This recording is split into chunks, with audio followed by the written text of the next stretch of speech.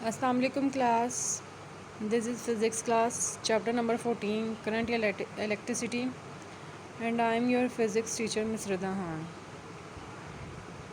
आज का हमारा टॉपिक है कॉम्बिनेशन ऑफ रेजिस्टेंस।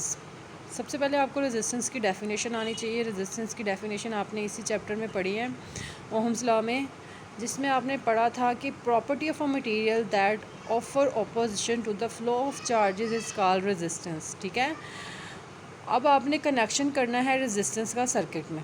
ठीक है, उसके लिए उसका आपको सिंबल पता होना चाहिए। इसका सिंबल आपको डायग्राम में शो हो रहा है, ये रेजिस्टेंस का सिंबल है। ठीक है, अब हमने इसको कनेक्ट करना है। हमारे पास कनेक्शन के 2 मेथड्स हैं, एक सीरीज़ है और एक पैरेलल है। आपको पता है सीरीज़ कॉम्बिनेशन में करंट हमेशा सेम होता है और वोल्टेज क्या होता है, चेंज। और पैरेलल कॉम्बिनेशन में उसका ऑपोजिट होता है। पैरेलल कॉम्बिनेशन में वोल्टेज क्या होता है, सेम, और करंट क्या होता है, चेंज। सीरीज़ कॉम्बिनेशन को आज हम डिस्कस करेंगे। सीरीज़ कॉम्बिनेशन में जैसे हमने पहले प्रीवियस चैप्टर में जब सीरीज़ कॉम्बिनेशन किया था उसमें पॉइंट्स डिस्कस किए थे, इसमें भी कुछ पॉइंट्स हैं। In series combination resistances are connected side by side. ठीक है, डायग्राम आपको शो हो रही है। डायग्राम एज इट इज़ वैसी है जैसे आप लोगों ने कैपेसिटर्स के लिए पढ़ी थी, बस इसमें सिंबल रेजिस्टेंस का हमने यूज़ किया। ठीक है, उसके बाद इसकी करैक्टरिस्टिक्स हैं। करैक्टरिस्टिक्स में हमारे पास पहला पॉइंट आ जाता है कि करंट जो होगा वो अक्रॉस ईच रेजिस्टेंस क्या होगा, सेम। ठीक है, उसके लिए क्या होगा, इक्वेशन क्या होगी, I equals I1 equals I2 equals I3।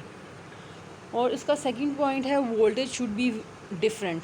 क्या वोल्टेज क्या होगा, डिफरेंट होगा across each resistance in series combination.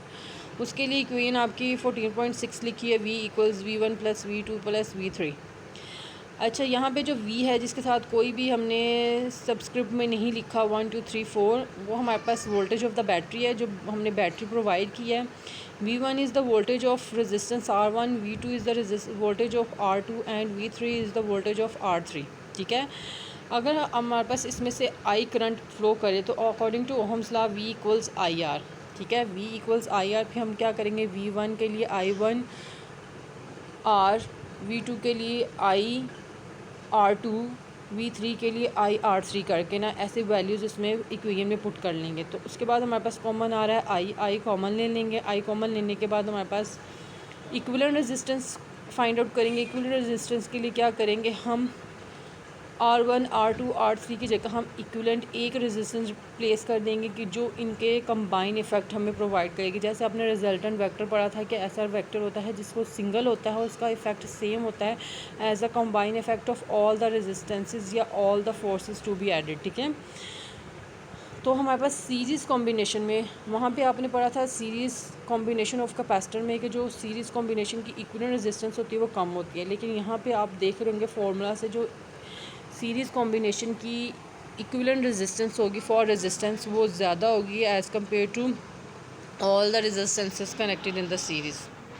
ठीक है, उसके बाद है for N number of resistances के लिए क्या है, हम सिंपल उसमें ऐड करते जाएंगे। अगर हमारे पास 3 होंगे उनको 3 को ऐड करेंगे, 4 होंगे 4 को ऐड करेंगे, आर एन होंगी तो आर एन को कनेक्ट करते जाएंगे। ठीक है, उसके बाद आपका ये टॉपिक कंप्लीट हो गया। ये इंपॉर्टेंट टॉपिक है, ये आपने बड़े अच्छे से ध्यान से करना है। ठीक है, उसके बाद एग्जांपल 14.4 है और इससे रिलेटेड एक्सरसाइज में जो न्यूमेरिकल वो भी आपने करना है। ठीक है, इसमें भी हमारे पास 2 रेजिस्टेंसेज हैं, 6 के ohm 4 K ohm, connected in series 10 volt battery का है। आपने फाइंड आउट करना, इक्विवेलेंट रेजिस्टेंस फाइंड आउट करनी है, करंट फाइंड आउट करना है और उसके बाद पोटेंशियल डिफरेंस फाइंड आउट करना है। ठीक है, सिंपल 6 को 4 में ऐड कर देंगे, 10 के ओम जो है आपके पास